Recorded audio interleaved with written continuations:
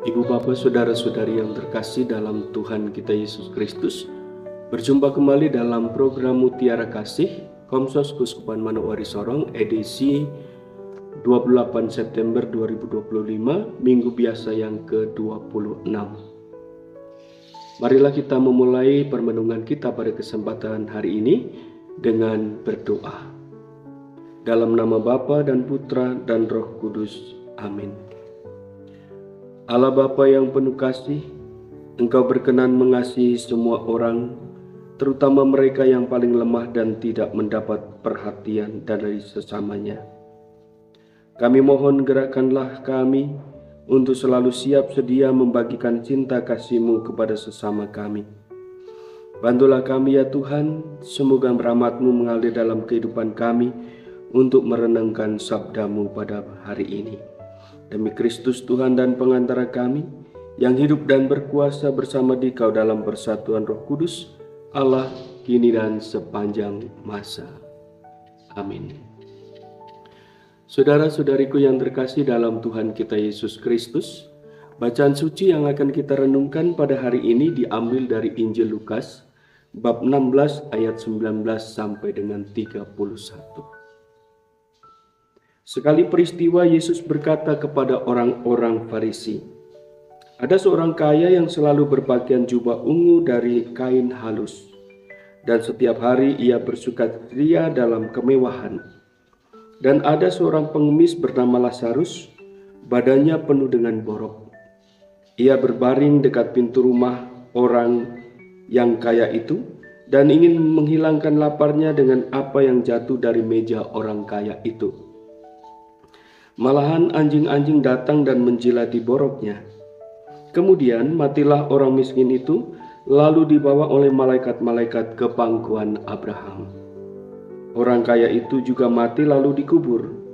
Sementara menderita sengsara di dalam alam maut, ia memandang ke atas, dan dari jauh dilihatnya Abraham dan Lazarus duduk di pangkuannya. Lalu ia berseru, 'Bapa Abraham, kasihanilah aku. Suruhlah Lazarus mencelupkan ujung jarinya ke dalam air dan menyejukkan lidahku, sebab aku sangat kesakitan dalam nyala api ini.' Tetapi Abraham berkata, 'Anakku, ingatlah, engkau telah menerima segala yang baik semasa hidupmu, sedangkan Lazarus segala yang buruk. Sekarang ia mendapat penghiburan dan engkau sangat menderita. Selain daripada itu, di antara kami dan engkau terbentang jurang yang tak terseberangi, sehingga mereka yang mau pergi dari sini kepadamu ataupun mereka yang mau datang dari situ kepada kami tidak dapat menyeberang.' Kata orang itu, 'Kalau demikian aku minta kepadamu Bapa, supaya engkau menyuruh dia ke rumah ayahku, sebab masih ada 5 orang saudaraku, supaya ia memperingatkan mereka dengan sungguh-sungguh, agar mereka kelak jangan masuk ke dalam tempat penderitaan ini.' Tetapi kata Abraham, 'Ada pada mereka kesaksian Musa dan para nabi. Baiklah mereka mendengar kesaksian itu.' Jawab orang itu, 'Tidak, Bapa Abraham. Tetapi jika ada orang yang datang dari antara orang mati kepada mereka, mereka akan bertobat.' Kata Abraham kepadanya, 'Jika mereka tidak mendengarkan kesaksian Musa dan para nabi, mereka tidak juga akan mau diyakinkan, sekalipun oleh seorang yang bangkit dari antara orang mati.' Para saudara dan saudariku yang terkasih dalam Tuhan kita Yesus Kristus, bacaan suci pada hari ini mengingatkan kepada kita untuk menyadari tentang hukum tabur dan tuai. Apa yang kita tabur, itulah yang akan kita tuai. Dalam bacaan yang pertama, Nabi Amos mengingatkan bangsa Israel bahwa bangsa Israel yang pada waktu itu mulai hidup dalam kemewahan tetapi tidak peduli pada penderitaan sesamanya. Mereka hanya menikmati kesenangan, makan-makan, bersenang-senang tanpa memikirkan tanggung jawab sosial mereka. Mata mereka mulai tertutup dengan banyaknya penderitaan-penderitaan yang dialami. Itulah sebabnya Nabi Amos menegur kepada mereka dan mengingatkan apa yang Tuhan inginkan. Tuhan menegaskan bahwa mereka akhirnya akan menuai akibat dari hidup yang egois itu. Keegoisan Bapak Ibu Saudara-saudari bisa mengantar kita kepada kehancuran hidup. Dalam bacaan yang kedua, Rasul Paulus juga mengingatkan, menasihati Timotius dan tentu juga kita semua untuk mengejar hidup yang adil, saleh, setia, penuh kasih, sabar, dan lemah lembut. Itulah bekal seorang murid Kristus untuk bertahan sampai akhir, untuk mengarahkan hati kepada hidup yang kekal, bukan hanya pada hal-hal duniawi belaka. Dan pada Injil yang baru saja kita dengarkan pada hari ini, menampilkan kisah orang kaya dan Lazarus yang miskin. Orang kaya itu tidak digambarkan jahat memang, tidak pula menindas Lazarus, tetapi ia bersalah karena hatinya tertutup. Ia acuh, ia tidak peduli, ia tidak pernah menoleh dan tidak pernah berbagi dengan orang-orang yang menderita. Orang kaya itu terlalu sombong. Orang kaya itu terlalu menutup diri dan terlalu egois. Harta yang ada padanya tidak menjadi sarana keselamatan, melainkan justru menjerat di dalam egoisme dan kehancuran. Harta yang adalah merupakan berkat dari Allah, bukannya justru membawa orang kaya itu pada keselamatan, tetapi justru harta yang adalah berkat dari Allah itu menjadi bumerang dalam kehidupannya, karena ia jatuh pada sikap keegoisan, sikap ketamakan, sikap tidak peduli terhadap orang yang menderita.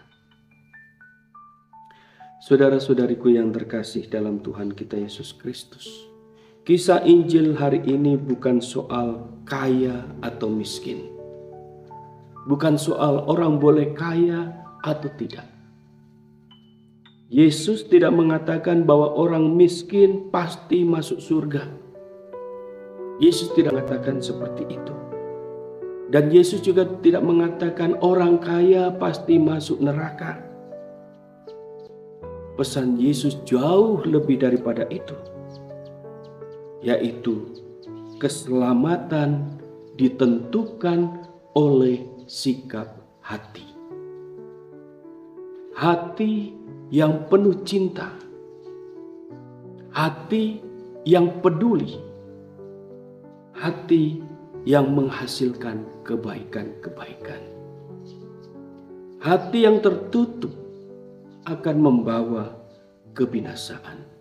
Itulah Bapak Ibu Saudara-saudari, pesan Injil pada hari ini sungguh-sungguh mengingatkan kepada kita untuk mengolah hati kita, sehingga dengan berkat yang Tuhan berikan dalam kehidupan kita, dengan harta kekayaan yang kita miliki, dengan penuh kebijaksanaan, hati yang penuh kebijaksanaan, berkat yang Tuhan anugerahkan itu kita alirkan, kita ubah. Barang yang fana itu kita ubah menjadi harta yang kekal. Maka benar adanya, apa yang kita tabur, itulah yang akan kita tuai. Kalau kita menabur kasih, kita pasti akan menuai kasih. Kalau kita menabur ketidakpedulian, itu ialah yang kelak kita akan tuai juga. Dan jangan lupa Bapak Ibu Saudara-saudari, hidup ini tidak berhenti di dunia ini. Ada kehidupan sesudah kematian.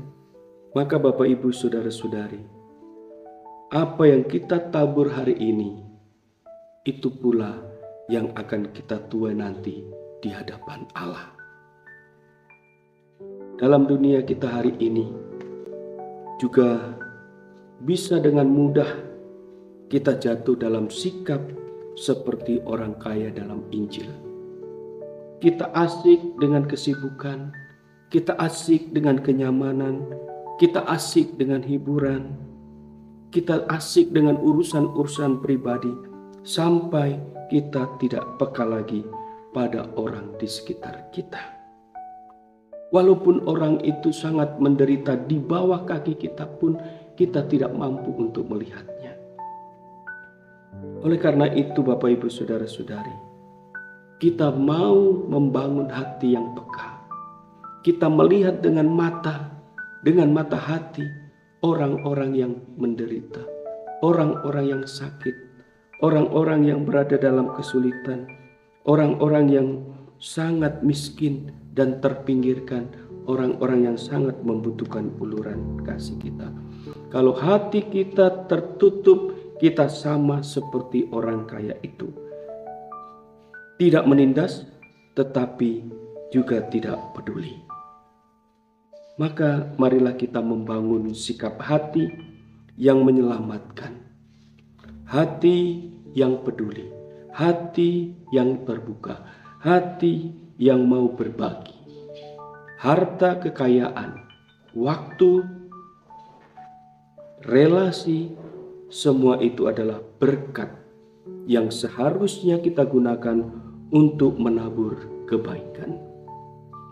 Justru dengan menabur kebaikan, kita sedang mengubah harta duniawi menjadi harta surgawi. Saudara-saudariku yang terkasih dalam Tuhan kita Yesus Kristus, semoga kita terus berjuang untuk menabur kebaikan-kebaikan. Kita terus berjuang dan berproses untuk menabur sebanyak mungkin kebaikan. Karena kelak di hadapan Allah yang dihitung bukan berapa banyak harta yang kita simpan dan tinggalkan di dunia, tetapi berapa banyak cinta yang kita bagikan. Semoga renungan pada hari ini, Injil hari ini, mengubah hidup kita semakin terbuka, mengikis keegoisan, mengikis ketidakpedulian, menghancurkan malas tahu kepada orang lain, semakin terbuka dengan hati yang penuh bijaksana, mengalirkan cinta kepada banyak orang. Saudara-saudariku yang terkasih, marilah kita mengakhiri permenungan Mutiara Kasih hari ini dengan berdoa. Marilah berdoa. Ya Allah, kami bersyukur atas Yesus Kristus Putra-Mu yang rela membagikan hidupnya bagi kehidupan kami. Semoga rohnya selalu menjiwai kami, sehingga kami juga mau membagikan diri dan kepunyaan kami kepada sesama, terutama mereka yang berkekurangan. Dan hantarlah kami selalu merindukan harta abadi di surga. Demi Kristus Tuhan dan pengantara kami, yang hidup dan berkuasa kini dan sepanjang masa. Amin. Tuhan bersamamu. Semoga kita sekalian, hidup dan karya kita diberkati oleh Allah yang Maha Kuasa, Bapa, Putra, dan Roh Kudus. Amin.